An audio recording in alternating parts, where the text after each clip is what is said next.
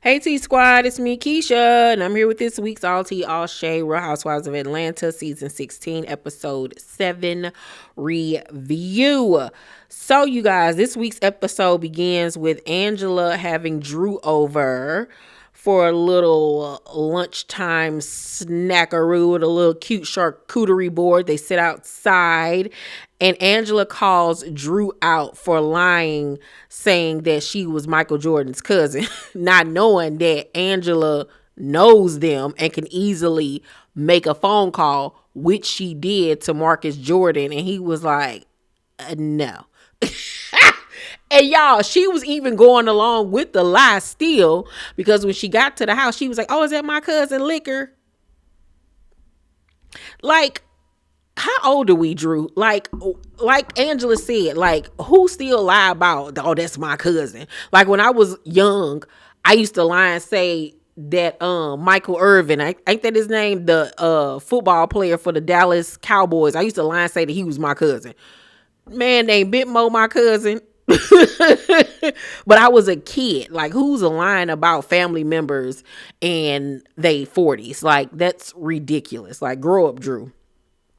So Drew ends up reading a text message from Brit where she invited her out so they can get to know each other a little bit better. And she says that she basically hasn't responded yet. And she was being funny about it when she said it in the scene, right? So we're going to circle back around to that. Kelly, however, has Cynthia, Shamia, and Porsha over to her house. And I don't know what in the hell Shamia had on. She came over there looking like a ghetto majorette. I don't know what she had on. Her hair was cute, but she had on this Louis Vuitton Letterman's like jacket, some hoochie coochie shorts, the boots with the fur. Like, she had on a white version of the black boots that she had on in they promo. And I'm like, girl, you just going over this lady house for a little food or whatever. Like, why do you have on these boots, girl? Where are you going? Those boots are horrible. Horrible. Like, I just started watching Shamia's YouTube channel, and it made me actually endear her even more and like her. And on a recent video, she posted how she was cleaning out her closet with her stylist or whatever. And I hope them stylists didn't have nothing to do with this outfit, because, girl, you need to fire them. You need to fire them ASAP. Now, that Balenciaga pink dress that they put her in for Watch What Happens Live, fabulous, fabulous, fabulous. But they basically copied and pasted what Black China did last year when she was on Carisha Please. Like, from the hair, they literally just styled it the same way. But yeah, Shamia needs help when it comes to her fashions. Like, girl, like, it's cute to have the pieces, but it ain't cute to have the pieces and not know how to put them together. So Porsha invites them to Nashville for her birthday, except for Drew. She does not want Drew to come. Angela, however, asks, can she bring a plus one? Can she bring Drew?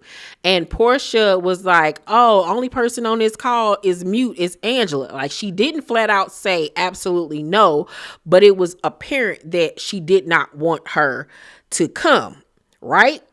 But Angela decides to invite Drew anyway. And Drew was smart enough to be like, I think that the invite should come from her.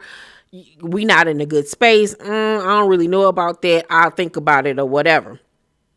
But in the midst of their conversation, Porsha says to Kelly and Cynthia and Shamia that Drew is a pathological liar. And I said,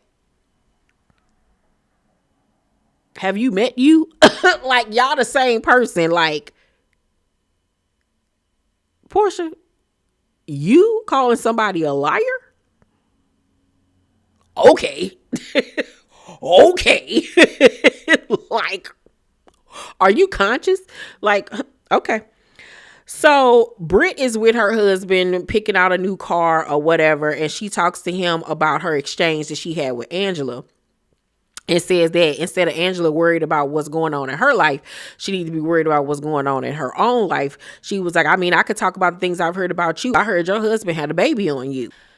Now, this season, that whole situation is going to be addressed, but Angela pretty much has already debunked this whole he had a baby on her situation.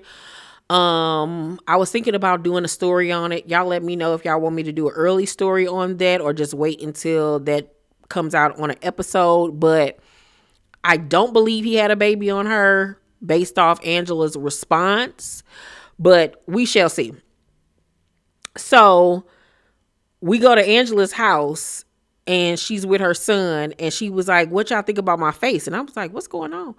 So apparently she discusses how when she got her nose job, it was too pinched. So she went and got filler or whatever in her nose to plump it out or whatever. But I guess when it was initially done, it was too plump or whatever because, you know, it needed to settle or whatever. But I was like, girl, no, you didn't let Shamia talking about your nose and saying you look like one of the Jacksons make you go and get your nose plumped up. But I will say, though, that it did look a lot better. Getting it filled in on the sides did do a wonderful job for her nose. So maybe getting talked about actually was a blessing in disguise, but it was obvious that that was the reason why she went and had it done, because your nose been done. All of a sudden now you want to get it filled out. Okay. So Cynthia visits with Porsha, and Cynthia gonna have the nerve to say, if you would have told me last year y'all would be going through this, I wouldn't have believed it, talking about her divorce with Simon. And I'm looking at Cynthia like, see, this is why don't nobody like you no more, because you sit up here and tell unnecessary tales. Because Cynthia, nowhere in hell did you think that marriage was gonna last. Well, maybe you did, because you thought that you and your last two husbands was gonna last, and we all knew that that was some BS in the making. Okay, so maybe you was telling your truth. Maybe you're just that damn gullible and dumb. Maybe. So you know what? My bad. Put the blame on me.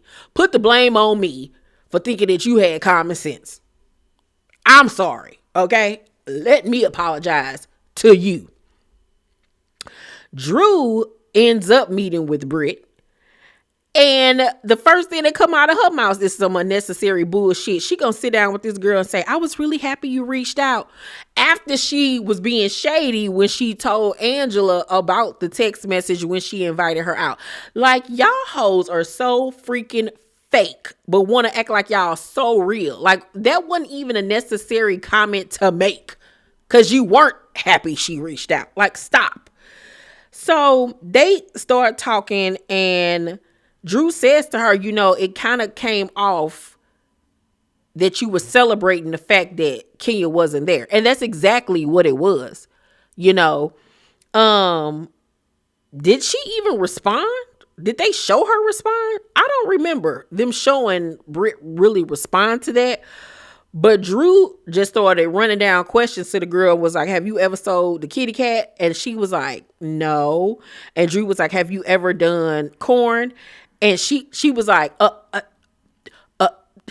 have I ever, like, stuttering all over the place, couldn't even get her lie out of her mouth good, because she knew it was going to be a lie. And God was slapping her like, no, don't you tell that lie. Don't you do it. Don't you do it. And she did it anyway, talking about, no, she only did webcam. And she said that she did it for like a week, and she did it with a girlfriend of hers, and they were naked having a conversation.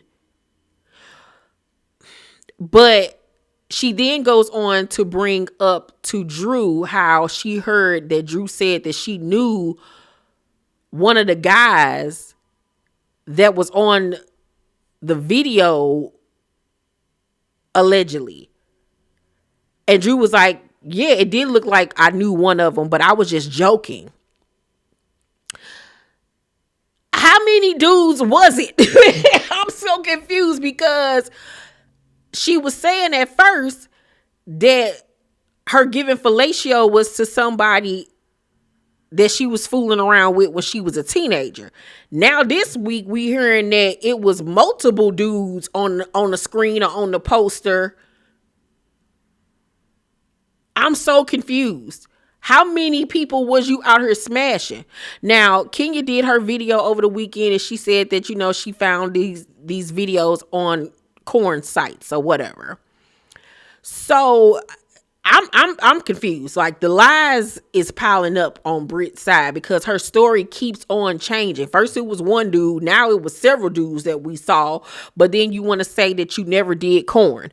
Make it make sense, because it's not making any sense to me, girl. That was your life. Just living your truth. Because, girl, the lies, like Candy would say.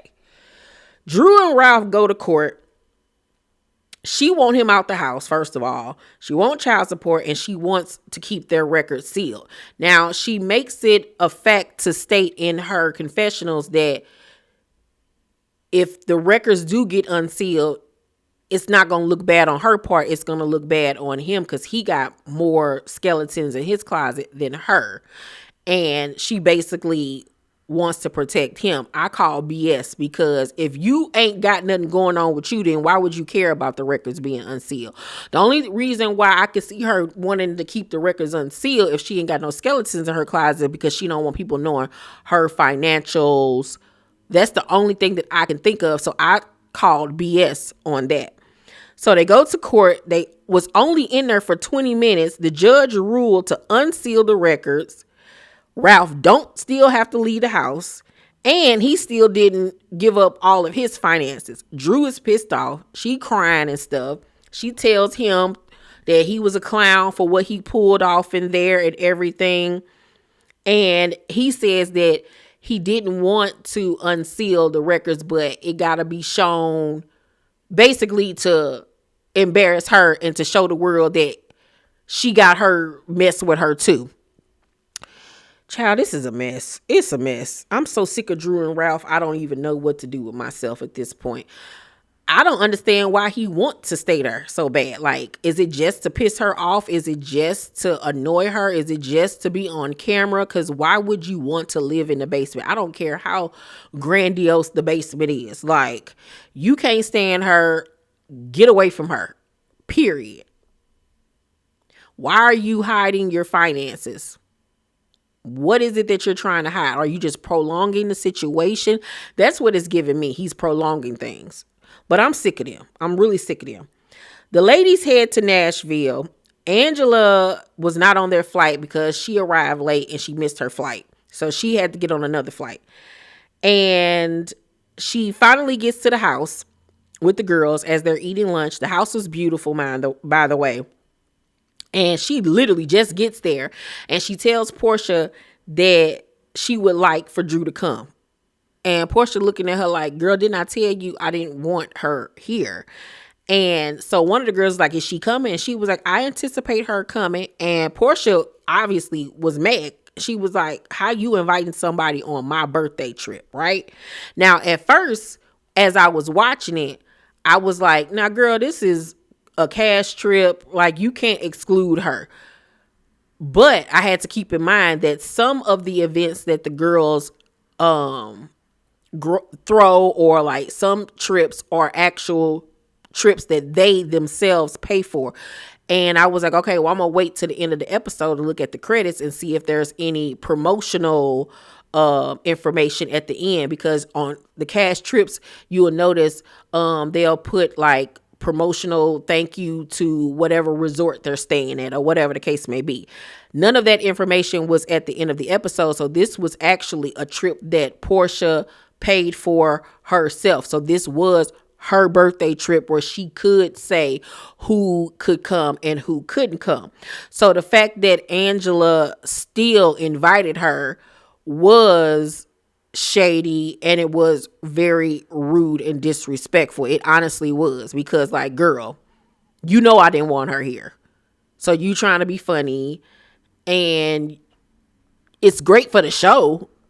Don't get me wrong, but at the same time, this is my real birthday trip with my girlfriends and, my cast members or whatever. So I do think that Angela was 1000% wrong for disregarding that and inviting Drew anyway. But I also feel like it's great for television.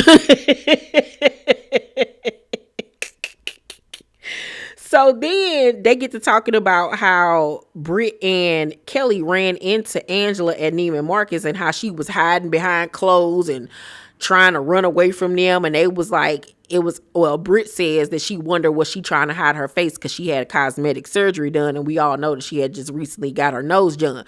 Now, Angela was playing it down, saying that she actually walked over to them. It wasn't nothing like that. This is the one time that I believe Britt. I do believe that she was hiding. I do. I really honestly do. Now, they go to their rooms because they got to get dressed to go out that night. And Britt and Kelly are in their sleeping area together. And Britt says, I brought locks in case anybody want to get funny. Is that exactly what she said?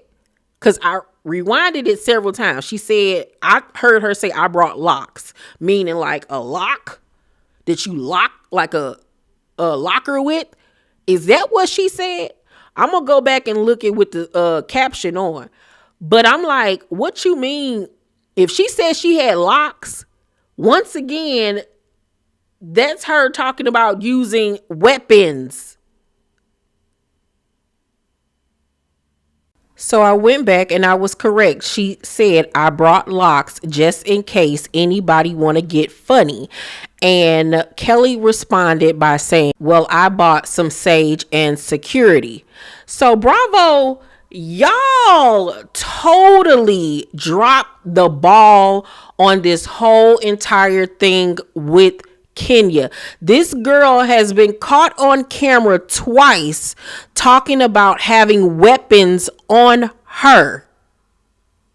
And y'all so dumb and don't even know the culture to know that when she's referring to locks, she's literally talking about locks that you use on lockers that black girls use to fight, to harm somebody. Y'all are so stupid. Kenya can now use this as another example of this girl using and threatening to use weapons. I don't know what show this heifer thinks she on. I don't know if she thinks she on Baddies or Now That's TV, but girl, this is Housewives. Yes, there has been altercations in the past, but the Housewives don't go into scenes looking to fight and having weapons on them. What is wrong with y'all? And then Kelly, you little munchkin, how you sat up there and tried to protect her by saying you didn't hear her say that she had a pow pow. But then in a recent interview, you finally admitted that you have seen her have a weapon on her before. And then in this scene, you clearly heard her say that she had locks on her. That's why you said you had sage and security. So you knew that this girl was up to no good and that she was in the wrong the entire time. But instead of just keeping it a buck and holding her accountable, you lied for her. When somebody could have really gotten hurt. Say, for instance, she would have got into it with somebody and literally brought out one of them locks and hit somebody with, like, this girl is deranged. She had no business being on this show. If I was Kenya, if they try to fire her, I would sue the pants off of Bravo because she has all of the evidence to prove her right. Why are you bringing locks with you in case you get into it with somebody and then admitting it on camera? Get her off my screen. Andy, Bravo, production, the network owes Kenya an apology. Get that lady a raise because y'all did her dirty. This is just another example of this girl being an absolute crash dummy. I can't believe she said it on camera. Like, this is wild to me.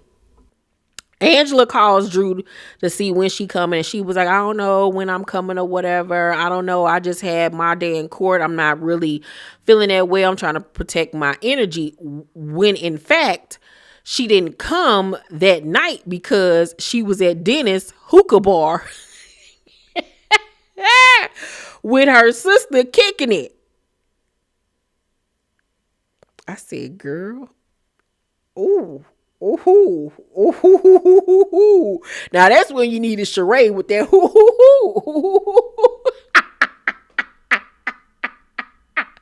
Cause now you really playing, ho. Now you really playing. I was like, Porsha gonna beat your ass. And I wouldn't even be mad because like you really being funny. So the girls back in Nashville go out, they kicking it, bull riding and everything. Ami is there, the McClure twins mama. She always at the events. Monyetta is there. Some of Drew's other girlfriends. I mean, not Drew, Lord. Some of Porsha's other girlfriends are there. And they sit down to eat and everything. And somebody asks where Drew is. And that triggers Porsha. I don't know if Porsha had been drinking at that moment, but she decides to turn up on Angela. And she brings up how Angela invited Drew, even though this is her birthday trip, and she knew that she didn't want her there. And she was like, I mean, if you would have said flat out, no, I wouldn't have invited her. And Porsha was like, you forced her on me. And Angela was like, now I don't like that because that sounds like bullying. Like I didn't force her on you. But in this case, you did because you knew that she did not want her there. Like, so we're not going to play the game of semantics. And y'all know I'm not even a Porsha fan, but like I said, right is right and wrong is wrong. So Porsha says to her, what kind of glue is on your motherfucking wig? I said, well, wait a minute. Now we getting Porsha P, honey. She was like, sweetie, you're not understanding. And Angela says, don't talk to me like I'm a 5-year-old. And Porsha says, no, I'm going to talk to you like however old you are. And I want you to act that age. To be honest, you brought this energy. Now a whole table is like, where is she? And they all have forgotten it's my birthday. So it was giving very much. For me, it even felt like she was turning up because she was tipsy. Her friends was around because you didn't have that energy earlier that day when you could have literally said to Angela when she told you that she invited her anyway, that was your opportunity to be like, girl, I don't want her here. You need to call her and tell her to turn around or not to come, period. Like, you doing too much. That's not cool. You had the opportunity to say it then, and you was like, I don't even care. I ain't, you played it cool earlier. Now that you got some liquid courage and you got your other homegirls around, now you turning up on her, which to me is kind of lame,